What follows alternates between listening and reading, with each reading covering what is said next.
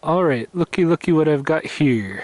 I've been keeping my eye out for this all along, but was not finding any, probably because it was obscured by the prints of humans. But if you look in the snow here, this is a bear track. See that? See the 5 nails going in there? And that is a fairly large bear. His paw is bigger than my hand, at least sized up by my foot.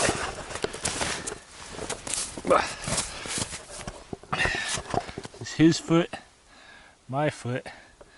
I would say, my guess is that that's going to be a, geez, hard to say.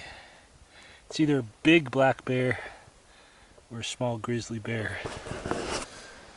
Yeah, I've said it before, and it bears repeating. No pun intended. But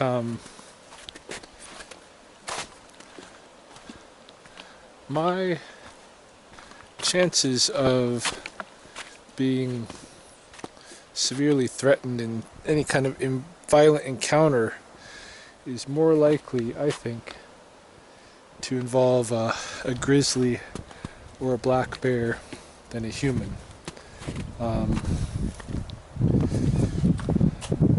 I enjoy the outdoors. I'm outdoors quite a bit. You know, maybe not as often as some, and I'm not always in bear country, but there are, several times a year that I am in bear country. I do things like I hike alone through the mountains. I go deep into the backcountry sometimes. Usually with small groups of students, and there is always a chance of getting preyed upon by a grizzly bear or black bear. More likely grizzly bear, and we do have grizzly bears here, and they do occasionally eat people. And when that happens, the policy has been to track down any killer bear and kill it. And I think through that policy, a lot of the dangerous bears have been culled through the years. In fact, for the most part, the bear population has just totally been wiped out. The grizzlies used to be a prairie bear. They used to be like down by where I live at my house in the prairie, but they basically got, the ones that didn't get slaughtered by the newcomers found hideaways in the mountains and places like Yellowstone, which is an active volcano. A lot of the bigger mammals sought refuge, but certainly in the mountains here in Alberta we still have a lot of them as well. Anyway, when you come up here in the mountains, it's always a chance of encountering them, and like I said, I think for the most part dangerous ones are regularly culled when they're found out to be dangerous, or if they succeed in attacking a person. Which if they try to attack a person, they're going to succeed. But if they attack a person, they're generally killed. So I think, probably today's population of bears is a much less prone to attacking people than the population that was here 100 years ago, 150 years ago. But that doesn't mean that you're not going to have throwbacks, because a lot of people will come into this park, for instance, pass by the goats or those elk that I came across on the road, and they'll look at them and they'll think, wow, magnificent animals, beautiful and all this. I look at them and I think food, and if I could get away with it, I would eat them. And not that I don't think they're magnificent, but I think they look pretty tasty too. And I'm sure you get the throwback bears. Like, I think I'm kind of like a throwback human. And I think you get a throwback bear with the regular old bear psychology of the old days. And here and there, you can get a throwback bear, and that throwback bear is going to see a person. They're going to be like, that looks pretty tasty, and I think I could just eat it. And they try, and they do. You know, you get every once in a while, you get a bear that's eating people. And even if you're not getting eaten, you might just get attacked by a defensive bear. A bear that's scared of you and thinks it needs to defend itself for its life. Or you get too close to a cub, maybe not even knowing it. Next thing you know, mama is mauling the shit out of you, and you're good as dead. These things happen, and these, you know, in terms of dangerous situations, I put myself out here far more often than I do put myself in dangerous situations anywhere else. Look at this, look at this. What do we have here? This looks like a moth that has lost its wings. This is very curious.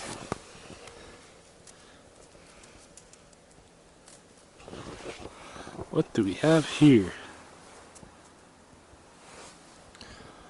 Yeah, that's a moth with wings that I have no idea what's going on there. You are a gorgeous little, strange little creature. I'm going to take some pictures of you with my phone camera and hope I can get some kind of idea about what is going on here. I just think that's the most bizarre looking moth I've ever seen with no wings, or these little tiny wings, non-functional wings.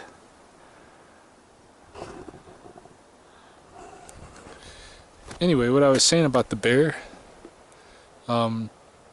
yeah, I put myself in very few dangerous human situations.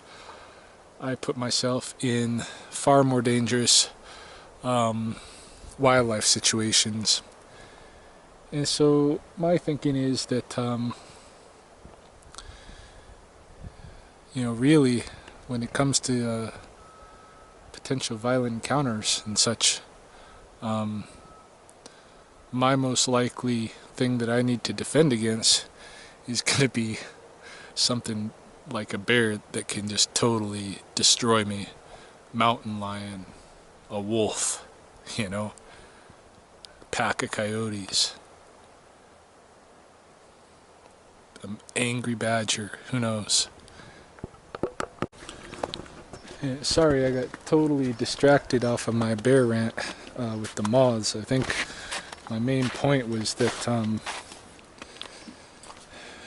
you know, you got people that are always worried about violent encounters with other humans.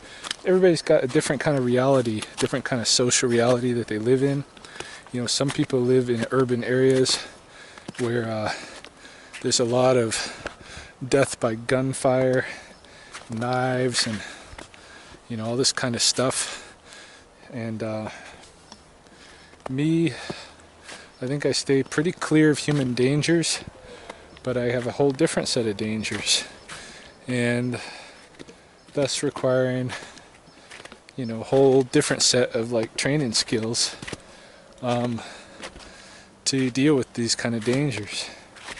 And a lot of times, you know, I'm willing to take the risks because I just love being out in nature. I feel like this is where I belong, and so, you know, I'll come out here without anybody else. You know, I'll admit, when I come across a big bear track like I did today, that and it's following the same trail I am, you know, I get a little bit creeped out at first. Get a little bit creeped out, and so my senses get on heightened awareness, and, you know, every little crack a stick in the woods beside me I start looking at, and but something as small as a moth can totally distract me to where now, you know, I was kind of like on heightened awareness status after seeing a big bear track on the trail, that I hadn't seen coming up, by the way, and that had to have been laid at least within the last 24 hours.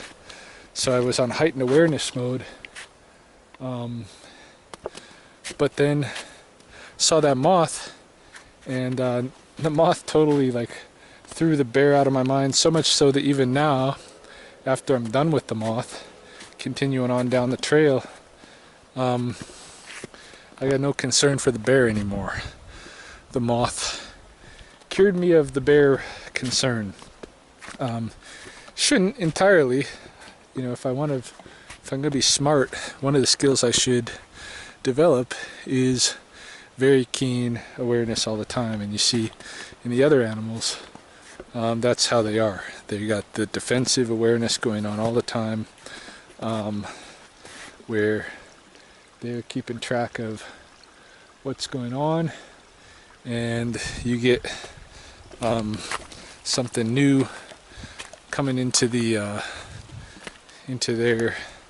area, and they get, you know, a little bit stressed out about it at first. Got to figure it out, got to make sure it's not threatening before they go on with their normal everyday thing, unless they get habituated, like the elk and the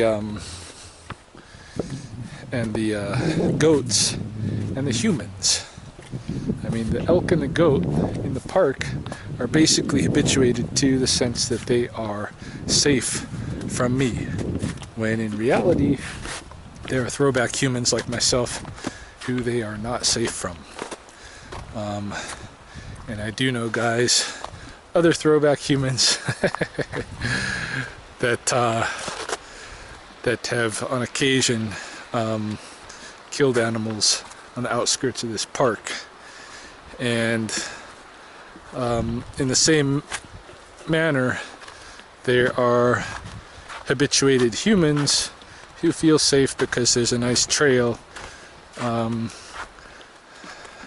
through the forest, you know, to follow, and because they're not seeing most of the time the bear tracks where the bear has walked, but the snow on occasion lends you an eye, and you realize that you are in the bear's country, and that you are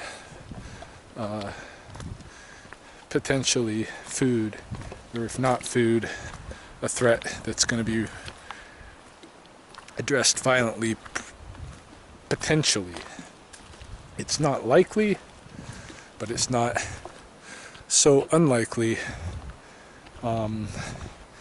as to be something where you shouldn't be concerned.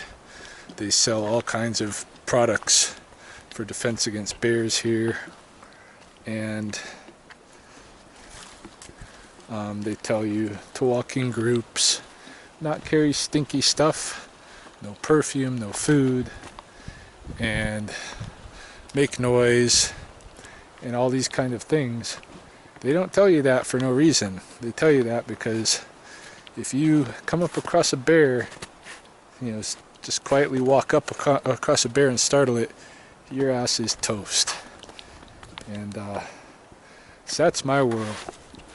That's the world, that's the potential kind of violent encounter, the most likely that I would come across. My world is different than that of a lot of others.